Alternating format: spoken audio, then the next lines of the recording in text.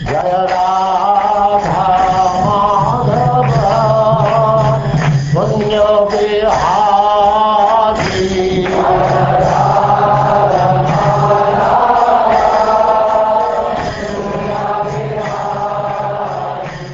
And now, Chapter 3. Yamarrage instructs his messengers.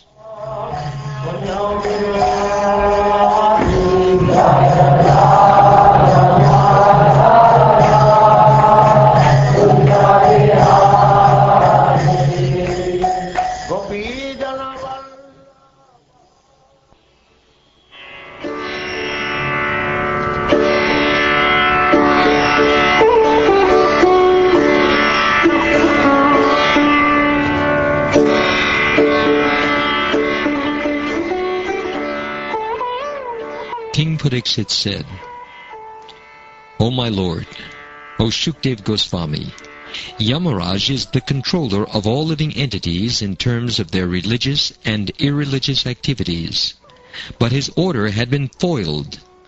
When his servants, the Yamadutas, informed him of their defeat by the Vishnu Dutas, who had stopped them from arresting Ajamil, what did he reply?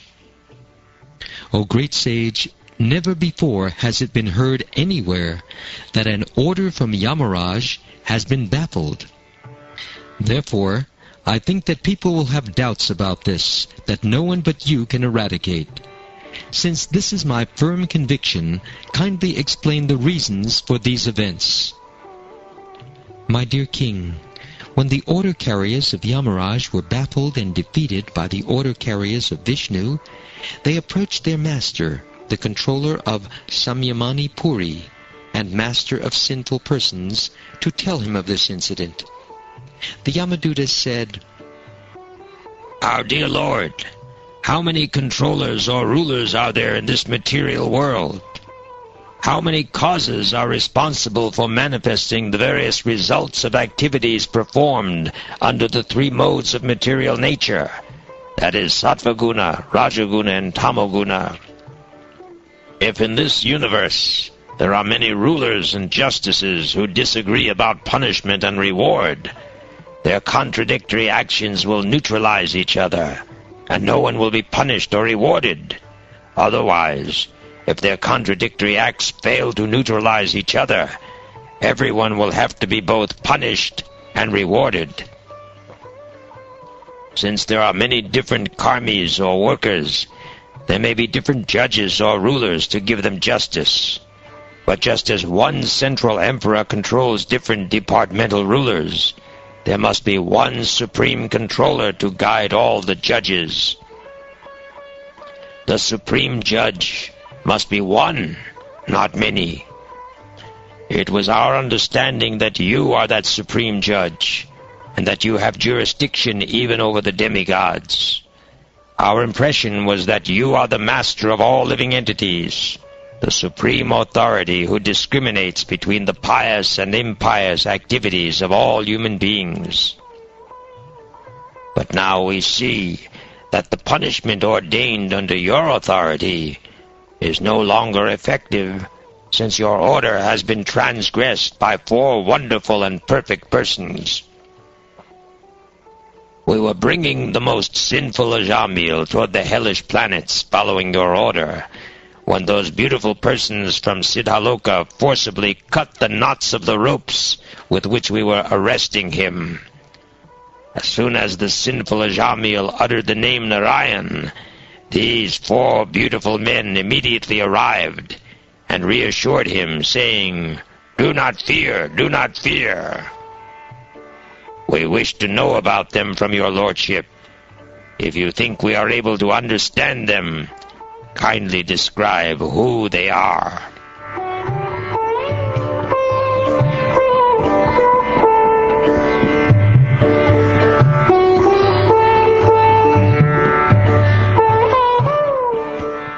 Sri Shukdev Goswami said, Thus, having been questioned, Lord Yamarrage, the supreme controller of the living entities, was very pleased with his order carriers because of hearing from them the holy name of Narayan.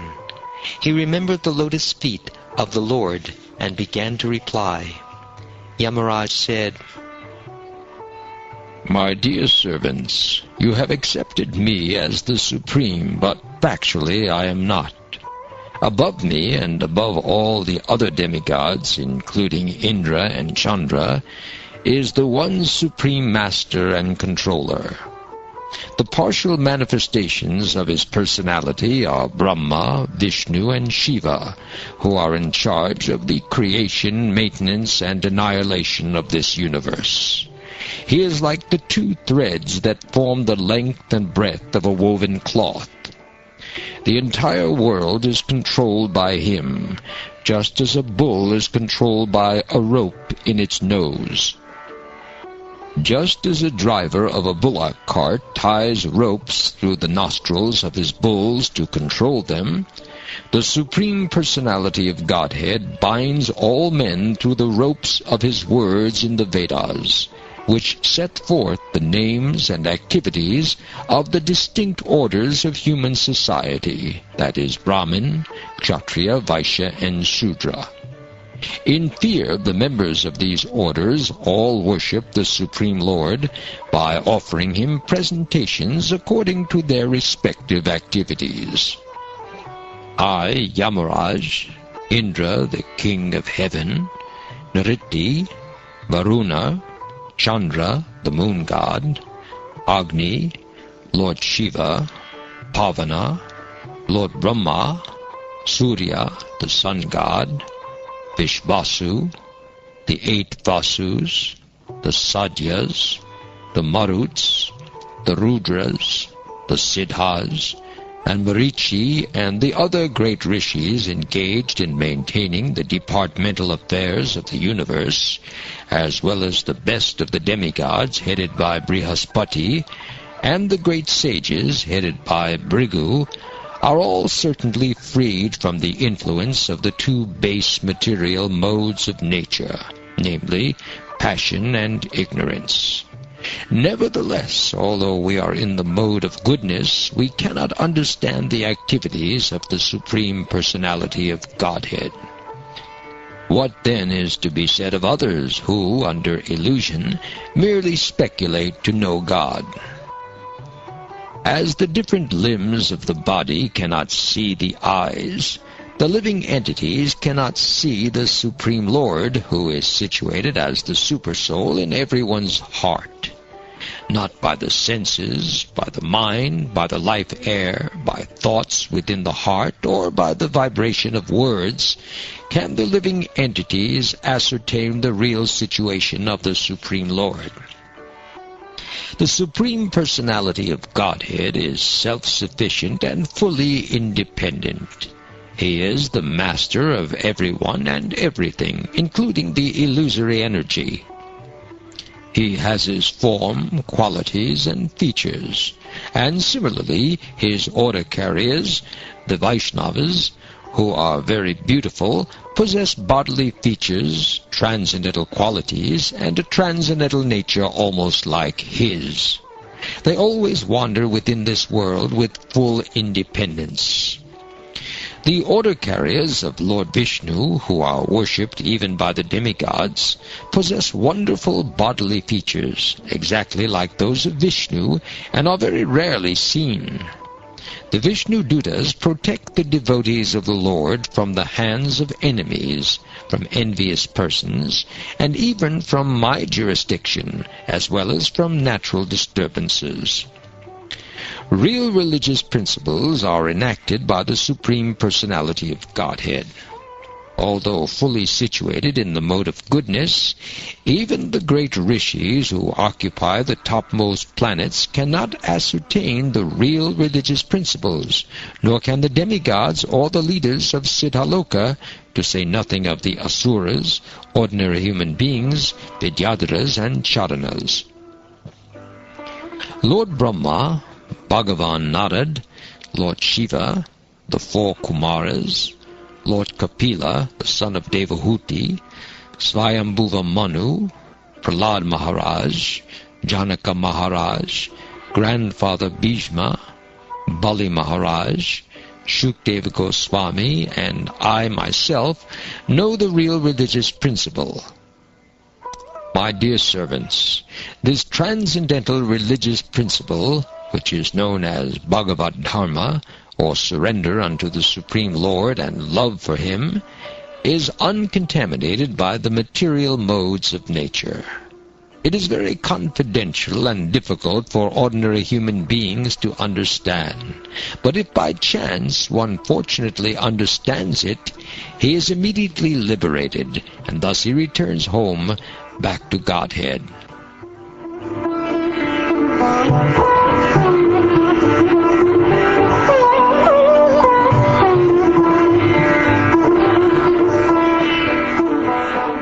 Devotional service, beginning with the chanting of the holy name of the Lord, is the ultimate religious principle for the living entity in human society.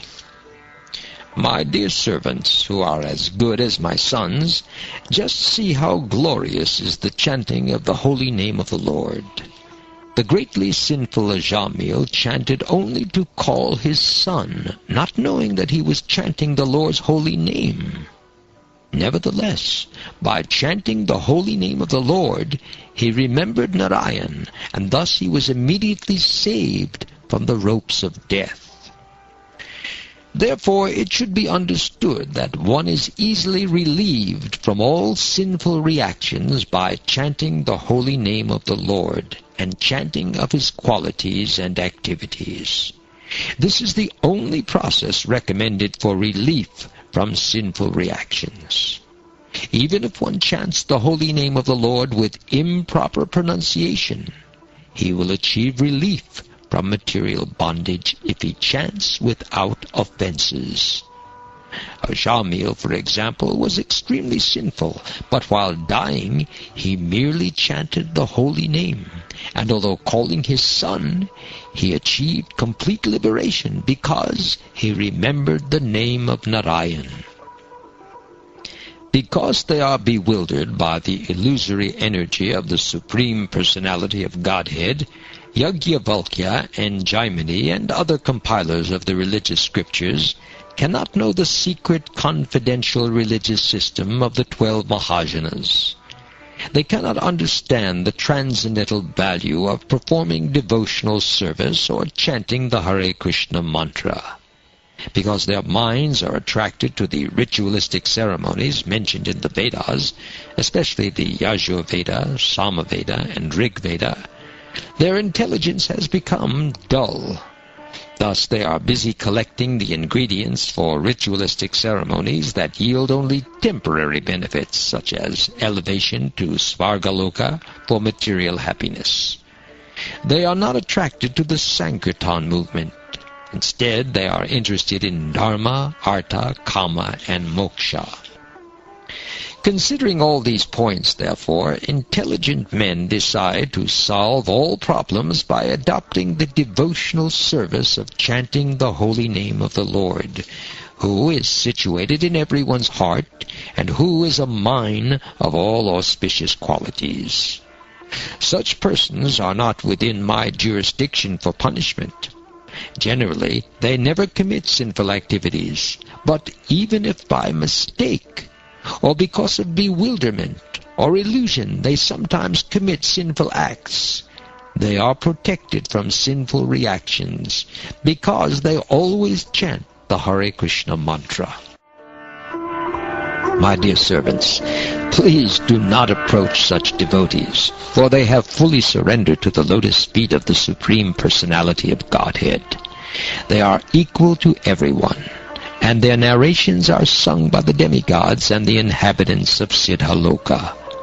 Please do not even go near them. They are always protected by the club of the Supreme Personality of Godhead. Therefore, Lord Brahma and I, and even the time factor, are not competent to chastise them. Paramahamsas are exalted persons who have no taste for material enjoyment, and who drink the honey of the Lord's lotus feet. My dear servants, bring to me for punishment only persons who are averse to the taste of that honey. who do not associate with Paramahansas, and who are attached to family life and worldly enjoyment, which form the path to hell. My dear servants, please bring to me only those sinful persons who do not use their tongues to chant the holy name and qualities of Krishna, whose hearts do not remember the lotus feet of Krishna even once, and whose heads do not bow down even once before Lord Krishna. Send me those who do not perform their duties toward Vishnu, which are the only duties in human life. Please, bring me all such fools and rascals.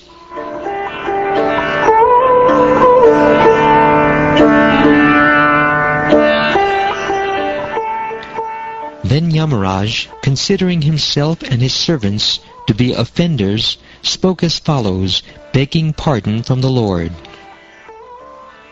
O my Lord, my servants have surely committed a great offense by arresting a Vaishnava such as Ajamil. O Narayan, O Supreme and Oldest Person, please forgive us. Because of our ignorance, we failed to recognize Ajamil as a servant of your Lordship, and thus we have certainly committed a great offense. Therefore, with folded hands, we beg your pardon. My Lord, since you are supremely merciful and are always full of good qualities, please pardon us. We offer our respectful obeisances unto you.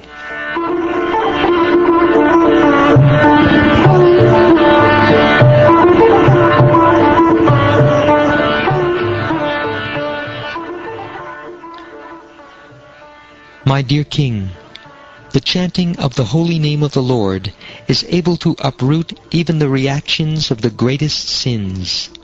Therefore, the chanting of the Sankirtan movement is the most auspicious activity in the entire universe. Please try to understand this so that others will take it seriously. One who constantly hears and chants the holy name of the Lord, and hears and chants about his activities, can very easily attain the platform of pure devotional service, which can cleanse the dirt from one's heart. One cannot achieve such purification merely by observing vows and performing Vedic ritualistic ceremonies. Devotees who always lick the honey from the lotus feet of Lord Krishna do not care at all for material activities, which are performed under the three modes of material nature, and which bring only misery. Indeed, devotees never give up the lotus feet of Krishna to return to material activities. Others, however, who are addicted to Vedic rituals because they have neglected the service of the Lord's lotus feet and are enchanted by lusty desires, sometimes perform acts of atonement. Nevertheless, being incompletely purified, they return to sinful activities again and again.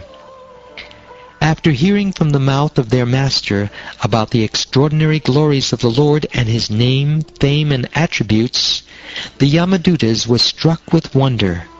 Since then, as soon as they see a devotee, they fear him and dare not look at him again. When the great sage Agastya, the son of Kumbha, was residing in the Malya hills and worshipping the Supreme Personality of Godhead, I approached him, and he explained to me this confidential history.